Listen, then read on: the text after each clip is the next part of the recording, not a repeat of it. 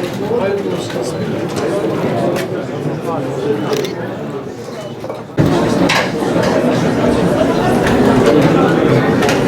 Programımızın bundan sonraki bölümü için dışarıya alıyoruz. Teşekkür ederiz. Gaziantep Sanayi Odası, Gaziantep Büyükşehir Belediyesi ve Gaziantep Ticaret Odası ile Yükseköğretim Kurulu arasında imzalanacak işbirliği protokolü vesilesiyle sizlerle bir arada bulunmaktan büyük bir memnuniyet duyuyorum. Artık üniversitelerimizin başarısını yalnızca öğrenci ve mezun sayılarıyla değerlendirmiyoruz. Mezunlarımızın sahip oldukları yetkinlikler, iş gücü piyasasına uyumları, sektörün ihtiyaçlarıyla ne ölçüde örtüştükleri ve ülkemizin kalkınma hedeflerine sundukları katkılar bizim için çok daha büyük önem taşımaktadır.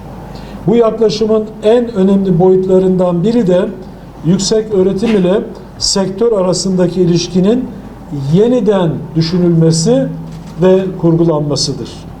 Üniversite sektör işbirliğini artık bir tercih değil, yapısal bir zorunluluk olarak telakki ediyoruz.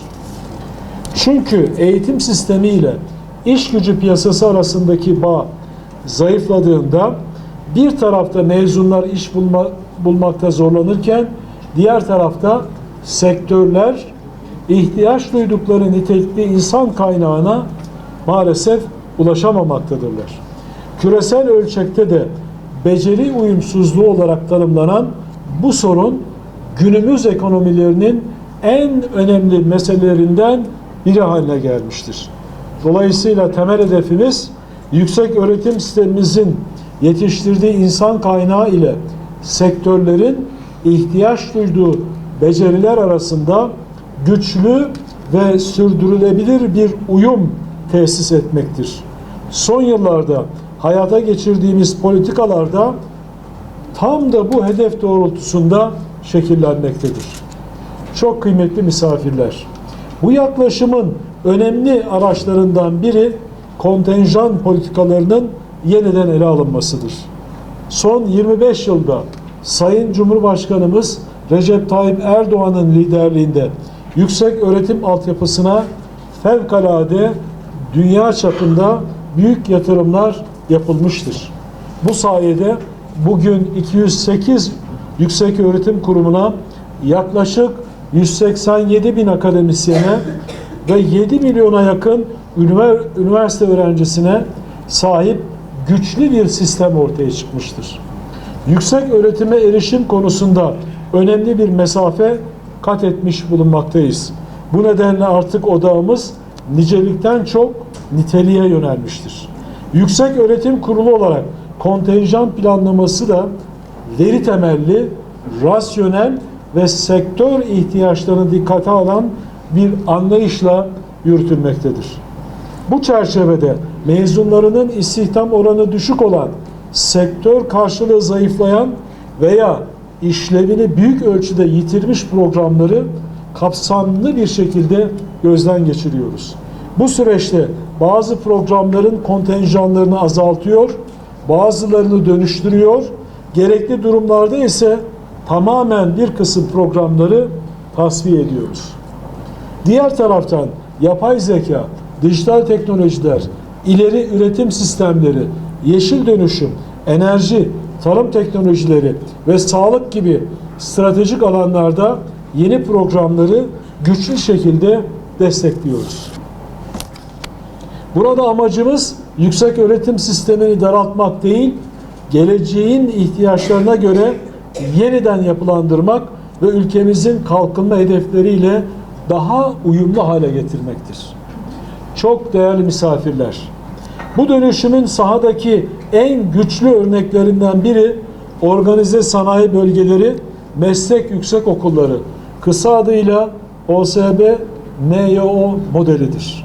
Bu model sayesinde öğrencilerimiz yalnızca sınıfta değil, doğrudan üretim ortamlarında öğrenmekte, teorik bilgilerini uygulamayla pekiştirmektedir. Aynı zamanda öğrenci ile işveren arasında eğitim sürecinde doğal bir etkileşim oluşmakta, işletmeler potansiyel çalışanlarını daha mezun olmadan tanıma imkanına kavuşmaktadır. Bugün 21 üniversitemizde faaliyet gösteren 22 OSB, MYO bünyesinde 119 program Yüksek Öğretim Kurulu tarafından desteklenmektedir.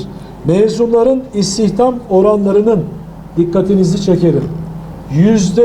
%90'ların üzerine çıkması bu modelin başarısını açıkça ortaya koymaktadır. Bu oran herhangi bir bölgeye, herhangi bir şehre mahsus değildir. Bu modelin uygulandığı bütün şehirlerde istihdam oranları %90'ın üzerinde seyretmektedir. Yüksek Öğretim Kurulu olarak Sanayi ve Teknoloji Bakanlığımız ve OSBİK ile birlikte bu modeli yaygınlaştırmak için çalışmalarımızı sürdürmekteyiz. Önümüzdeki dönemde daha fazla OSB MYO'yu sistemimize kazandırmayı hedeflemekteyiz.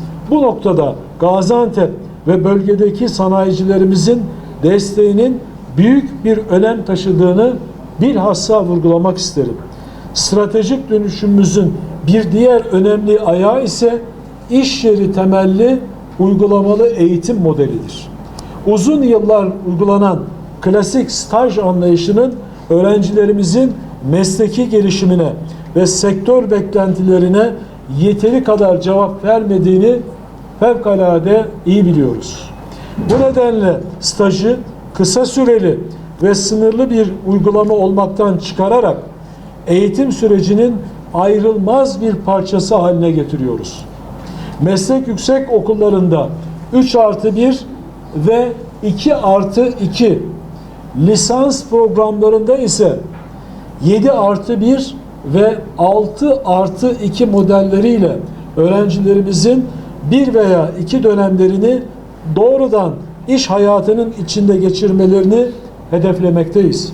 Bu süreç klasik anlamda uzun bir staj değil, dikkat edin, kredilendirilen, değerlendirilen ve akademik olarak takip edilen yapılandırılmış bir eğitim modelidir. Bu sayede öğrencilerimiz üretim disiplinini, iş güvenliği kültürünü ve çalışma hayatının dinamiklerini henüz eğitim sürecinde kazanırken işletmeler de müstakbel çalışanlarını yakından tanıma fırsatı elde etmektedirler. Programımızı bundan sonraki bölüm için dışarıya alıyoruz. Teşekkür ederiz.